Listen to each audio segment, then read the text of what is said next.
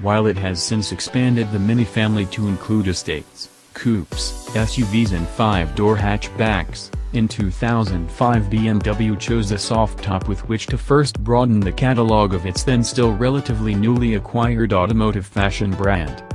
The Mini Convertible represented safe ground back then, not least because Rover had only happened on the idea itself the decade before, and only then because it was impressed with the reception that a limited edition, dealer-converted Mini received. The 2005 Mini Convertible came with a proper folding cloth roof, rather than the half-baked full-length canvas sunroof employed by old Mini soft tops and the current Fiat 500c and others. The design eliminated both the B-pillars and full-sized tailgate, replacing the latter with a bottom-hinged bootlid very much like the one with which Issigonis' original Mini had come.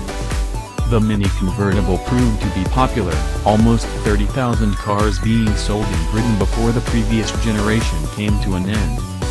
Now it returns atop the new Mini UKL1 platform, promising enhanced levels of comfort and refinement based partly on the new architecture's increased size and rigidity.